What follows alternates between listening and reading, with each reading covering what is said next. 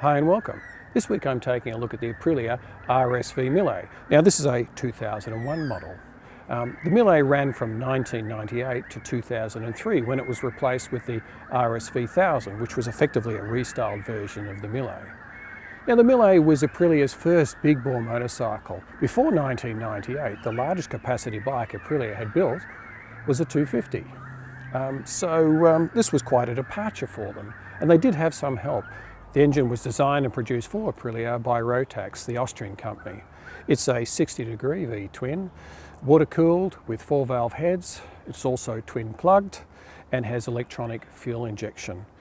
Being a 60-degree V-twin, it does require balance shafts to smooth out the vibrations because it doesn't have the natural balance of a 90-degree V-twin, which is typical of the time. The engine is also dry sumped and runs a 6-speed gearbox and a fairly novel form of slipper clutch. It's not a true slipper clutch in that it uses engine vacuum when the throttle is off to reduce the spring pressure on the clutch pack to allow the clutch to slip during rapid deceleration so that you don't lose traction on the rear wheel.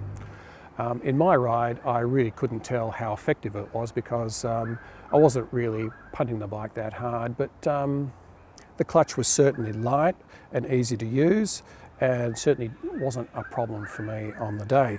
Suspension wise, we've got 43mm shower forks up front, which are fully adjustable for spring preload, compression damping and rebound damping.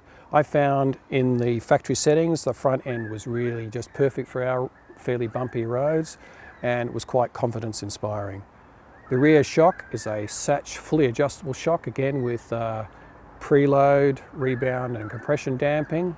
Now this being a 2001 model does have the revised Satch shock. They did discover that the earlier shocks suffered from the heat from the rear headers which passed next to the shock and had a tendency to fade over time. Supposedly that's been fixed in the 2001 models and onwards. I did find on my ride that on our fairly bumpy roads that the rear was just a little bit too firm for road riding, but that's something no doubt that you could dial out. Handling wise, the bike has quite neutral handling. It's probably not quite as quick as a modern bike, but it's not that far behind. I did find the bike preferred the more open roads rather than the really tight, twisty stuff. It's certainly more a bike for those long sweepers and really fast straights rather than the really tight sort of country roads that I myself personally prefer, mainly because it allows me to keep my license, I guess. But in saying that, this bike is certainly designed more for the open road and the racetrack, obviously. You'd probably find this would be quite a good track bike. Braking wise, we've got 320mm discs at the front with 4-piston Brembos. Now the lever pressure on the front is probably a little bit firmer than what is required on a modern bike, but you've got to remember that bikes of this era don't have anti-lock braking. That's not to say this bike can't stop as fast as a modern bike, it certainly can. It's just you've got to be aware it's not really a 1-finger brake, it's more a 2-finger and up brake. The rear is a 220mm disc with a 2-piston caliper and was certainly a good complement to the front. There was no chance of it locking up and it was really good, certainly when you're diving into corners to apply some back braking for stabilising.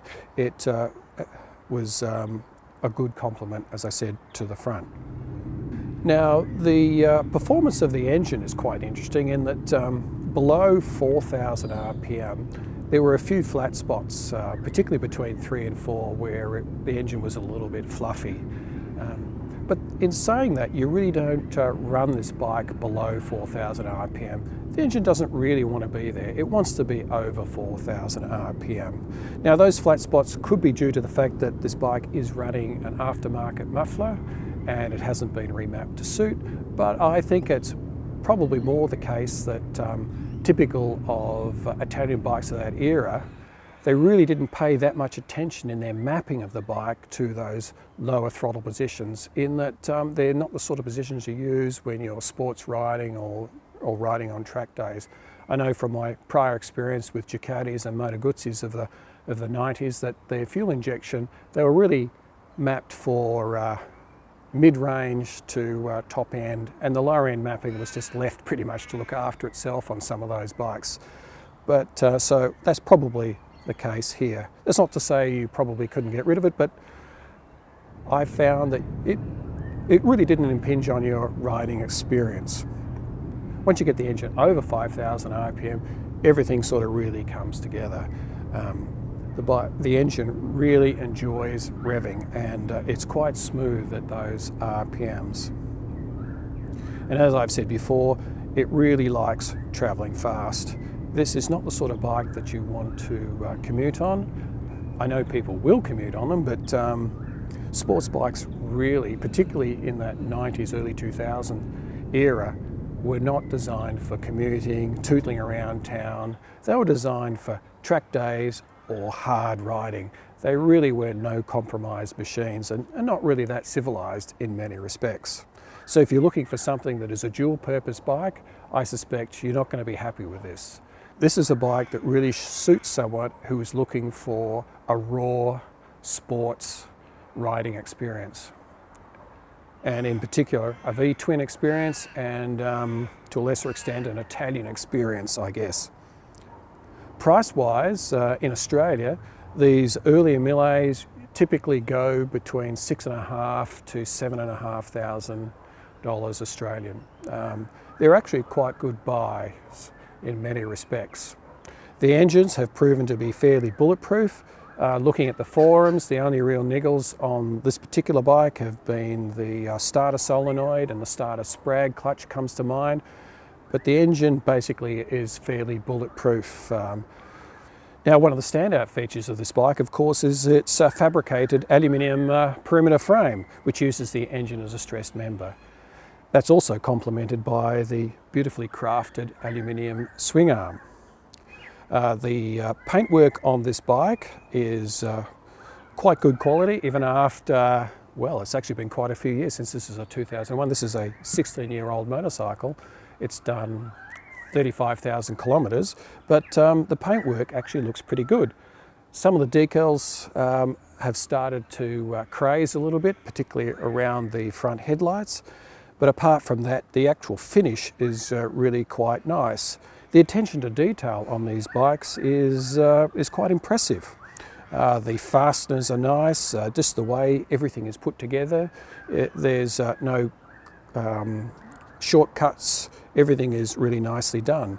The switchgear is very modern, though you will find one little foible of this bike is that the indicators and the horn button have been reversed, which caught a few testers out in the day.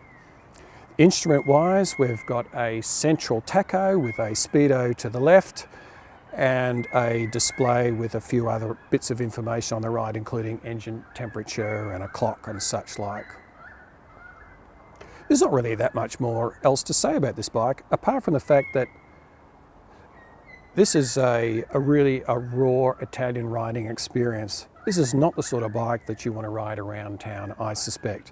This is for a weekend out in the hills and not tootling around admiring the view. This is the sort of bike where you want to get on it and you want to ride it hard, because when you ride it hard, it's very rewarding. Once you get a bit of wind under the chest and the weight off your hands and get the engine up over 5,000 RPM and get into those long sweepers, you really get a grin on your face. So that's really where this bike sits. It's a thoroughbred. It wants to be out in the hills. It doesn't want to be in town. Anyway, that's about all I can say about it. I'd also like to thank A1 Motorcycles in Ringwood, Victoria for loaning me the RSV Mille, and you'll find their contact details in the description below. I'll see you next time.